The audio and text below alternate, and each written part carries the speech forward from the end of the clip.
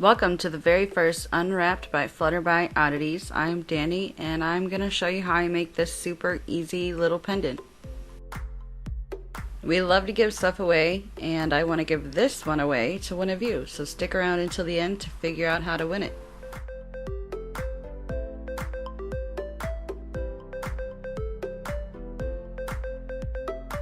So let's start with what you need. You're going to need some kind of stone. This is an Ametrine cabochon. Ametrine is one of my favorite stones. It's a mixture of amethyst and citrine.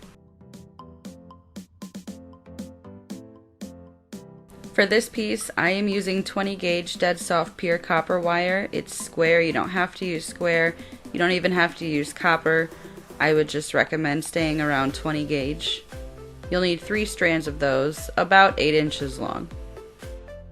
I'll also be using half round copper wire. If you don't have half round or don't want to use it, you can use something around a 28 gauge full round wire.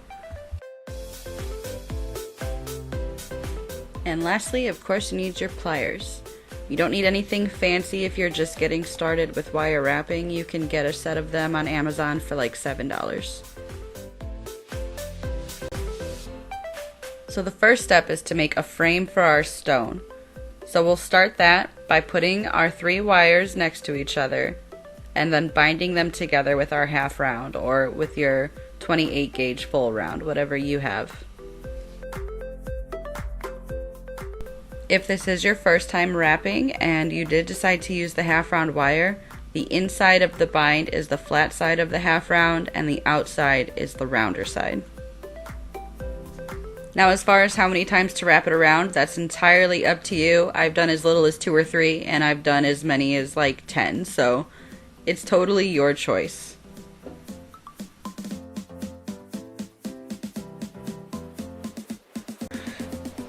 Once you're done, we'll trim the ends both on the same side, and that'll be the inside of our frame. You won't even see this side.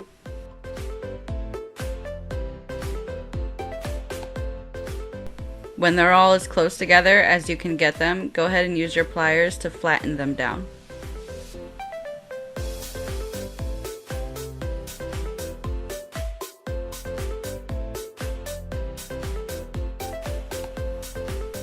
Now wrapping it directly around the bottom of the stone can be tricky because it's so slippery and it slides around and it doesn't stay even, so I often like to find something that's about the same shape and size to start the frame.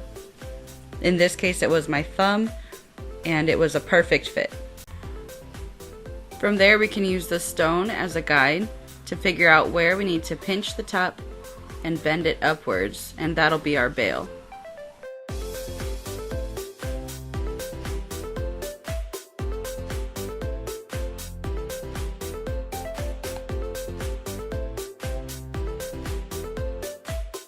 And we'll do the same thing on the other side.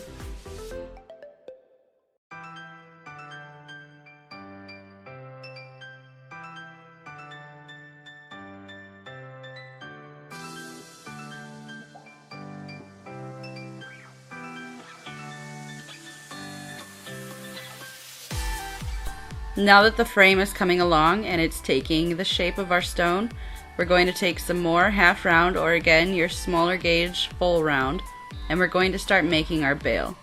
We'll start by binding up all of the wires together, just a couple of loops, and then we're going to take that little tail on the bottom and tuck it under to make sure that it doesn't go anywhere.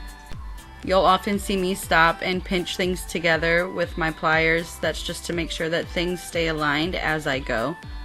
I definitely recommend doing that, stopping and observing and seeing what needs to be lined up very, very often.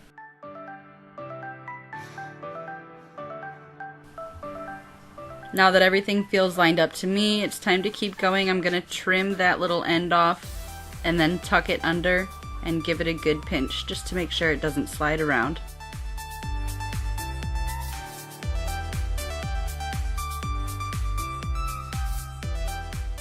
Right here I'm just adding another loop to the bottom of the bail. I like to do about 3. I think it looks the best and it feels secure. And again, stop to check your work. I'm checking to make sure that it's not too tight for my stone. Everything fits like it should, and it looks good so far.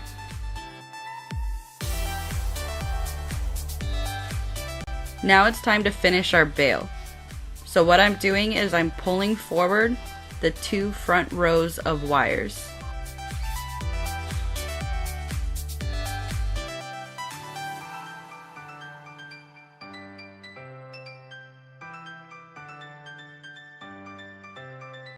Now that I only have 2 wires left in the back, that's all we're going to need to make the bale. And from here we just wind.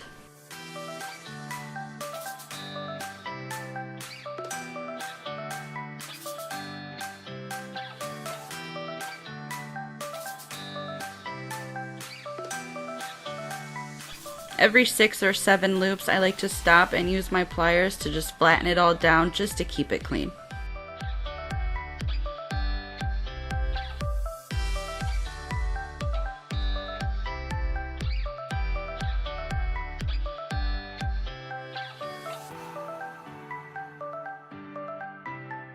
And I'm gonna speed up the rest of this because nobody wants to watch me do this for the next 5 minutes.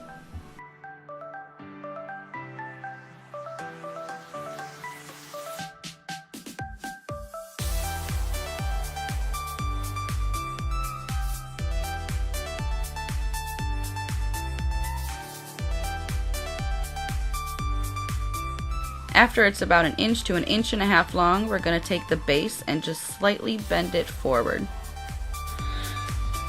In order to get the perfect bale shape, I recommend wrapping it around something the shape that you want. The handle of my pliers are not perfectly circular, they're a little bit oblong, and I like that in my bales, so I always use these.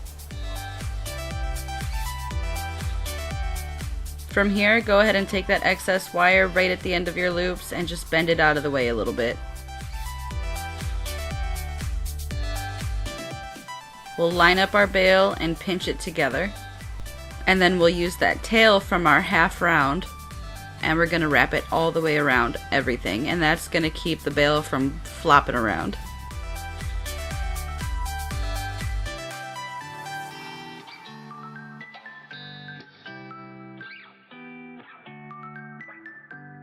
After about 3 or 4 loops, we're going to tuck the tail under the opposite side as the tuck from when we first started right here.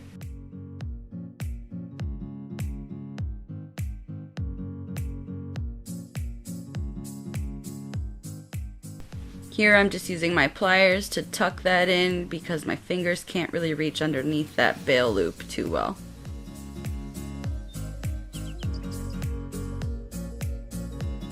And then we'll trim the ends and press it down.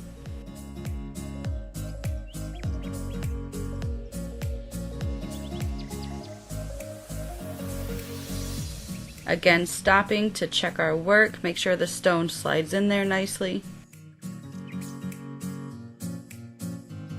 Now let's start working on the back to make sure the stone doesn't fall out.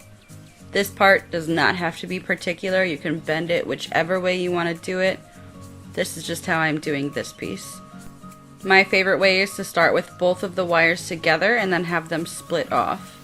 So that's what I'm doing here. I'm having them both go in one direction and then bending it in the other direction to make sure the stone doesn't slide out on that side.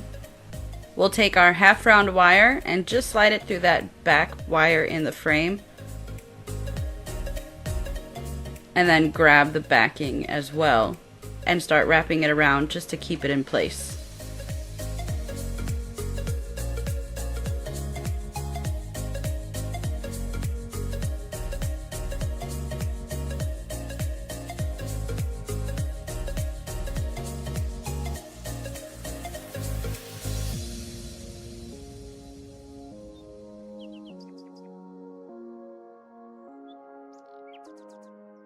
This is something that happens all of the time. The tip of my binding wire will get mangled and crinkled and impossible to stab through the frame wires, so it helps just to cut just the mangled bits off, making sure you still have enough to keep wrapping and binding.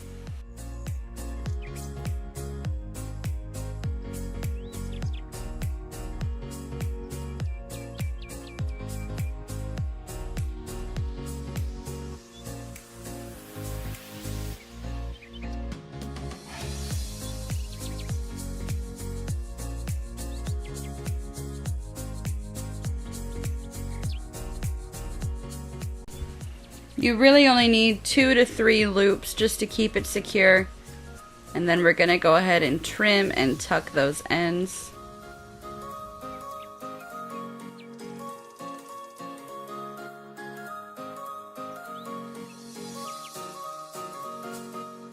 And then press them down.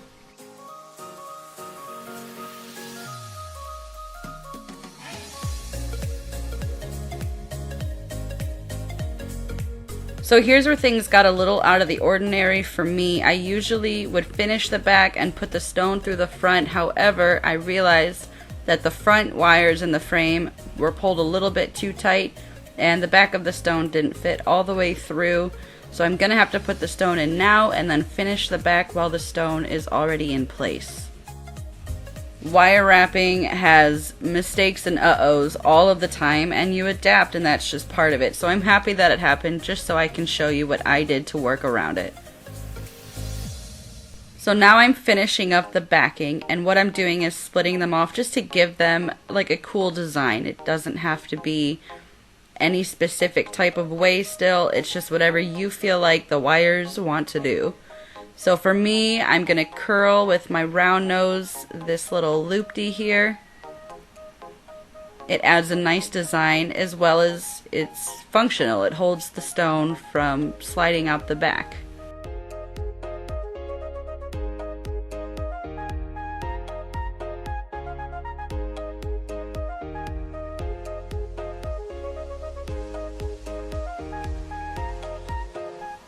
Now we still have to keep the stone from coming out the other end, so I'll use the other wire to hold it in place over there. For this piece, I decided to do another loop going in the opposite direction just because I'm weird about symmetry and I think it looks nice.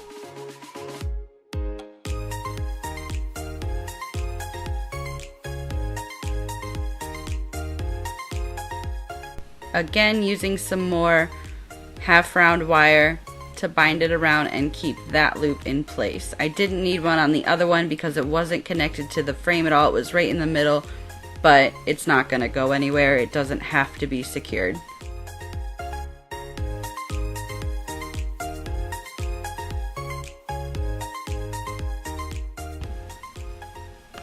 Now because I had to put my stone in place before I finished the back, it does make tucking those tails in around the stone a little bit more difficult, but just do the best that you can. It's still going to look beautiful.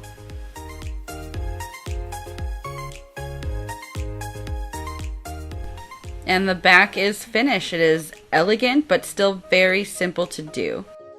Now because my wires got tightened, I don't have to do the step, but if you did it to where you do the back first and then put the stone in, I'm going to show you this part anyway. We're going to grab right here, the top of just the front wires, and we're going to try and hold those in place with our finger.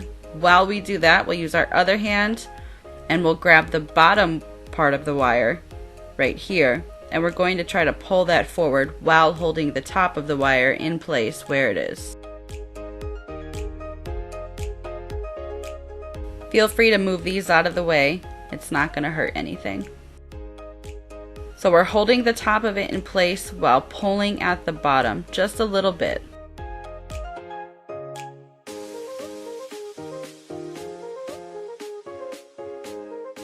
And pulling on that will make it almost hug the stone and keep it from sliding out.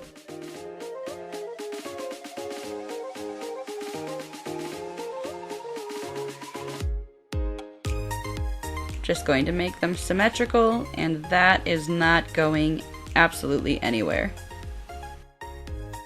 Now comes the fun part, the design, the decoration, the part that everybody sees. This part you can make totally your own. You don't have to do this exact design, but for this what I'm doing is bringing all of those wires up and I'm going to loop them all down. Here I'm using my pliers to just sort of flare them out and make them look even rather than all bunched together. Once they're all looped, I am splitting them off into pairs. I have one pair coming off onto the left and then the other one's going to hang out on the right. Again, you don't have to do this specific design if you have something else in mind. This is just what I'm doing. You could have all of them going to the left or all of them to the right, whatever you want. Here I'm trimming off because they're pretty dang long, and I'm gonna make some little decorative loops.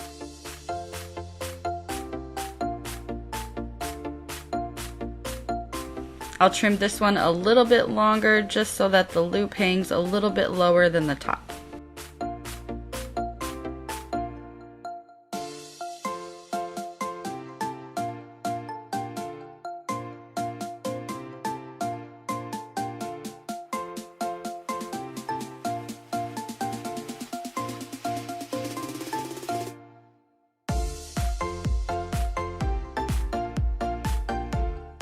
Here I'm kind of bending the other side just to kind of bend it in line with the shape of the pendant, just because I think it looks better.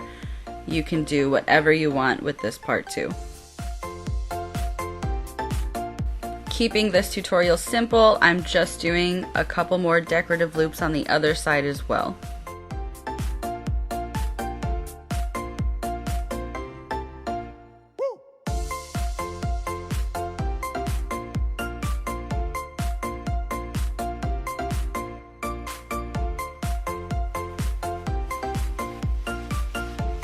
From here, you're just going to fine tune any loops or anything that you think needs a minor adjustment, and you are done. Thank you guys so much for watching, and if you've made it this far and you're wondering how to win this little beauty, I will have all of the details in the bio. All you have to do is like us on Facebook, subscribe to us here, and comment down below, done, and you are entered to win. We will announce the winner on Facebook, and if there's anything that you guys want to see, anything demonstrated that we sell in our shop, please let us know in the comments, and I will do the best that I can to make sure that it happens. Thank you again, wishing you many blessings, and we will see you next time.